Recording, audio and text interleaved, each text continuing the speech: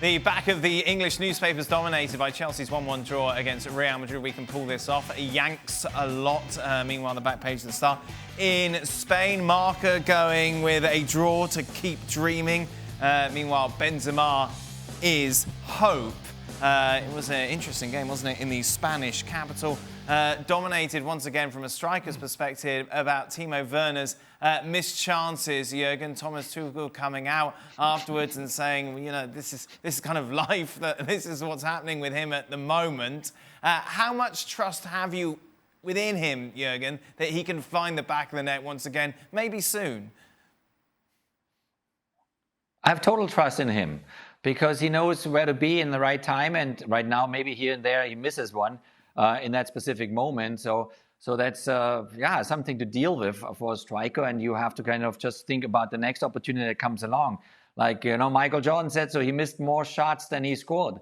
And for Timo Werner, it's just like, you know, if you fail moments, it makes you only stronger. And the kid is good. The kid has a tremendous amount of drive and talent, and he knows where the ball will fall in the box, and he can also, you know, makes things happen himself with his speed and going at people. So I totally have trust in Timo Werner. He will go through that stage, and who knows, maybe he scores in the next game in the second leg, or he scores in the final of the Champions League. You know, he was very young when he was 21.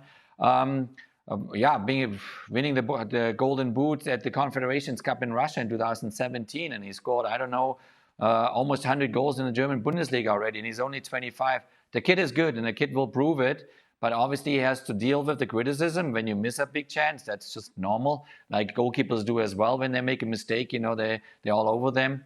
But I hope that he gets plenty of opportunities going forward. Meanwhile, Rio Ferdinand talking about the fact that Tammy Abraham wouldn't get the time that Timo Werner gets. Nedum, is that fair?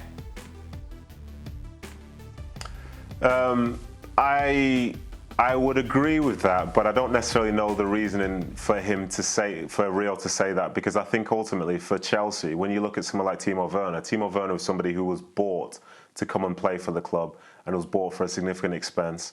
So you tend to find in football that you want to give your striker the opportunity to be able to prove their worth. Whereas for someone like Tammy Abraham, for as good as I believe that he is, he's somebody who's come through the academy. So until he's essentially prolific, he's not going to be seen in the same light as somebody like a Werner who, as I say, has been brought into the club. If he doesn't work out for Werner, the plan isn't to maybe get rid of him at the end of the season. They want to see their investment pay off.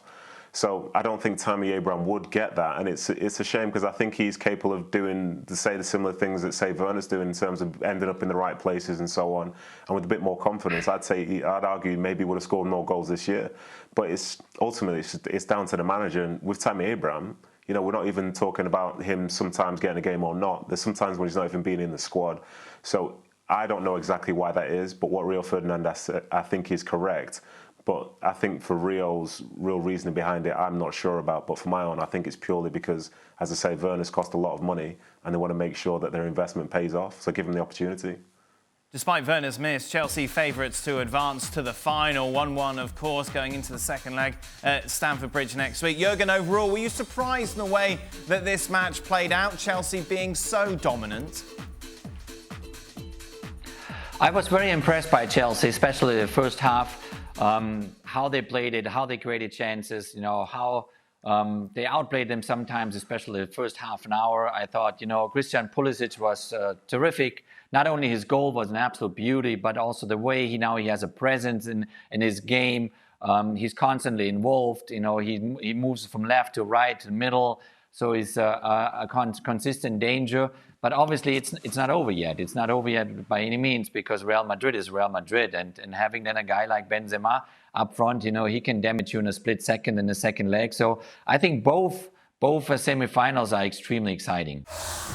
Thanks so much for watching ESPN on YouTube. And for more sports highlights and analysis, be sure to download the ESPN app. And for premium content and live streaming, subscribe to ESPN+.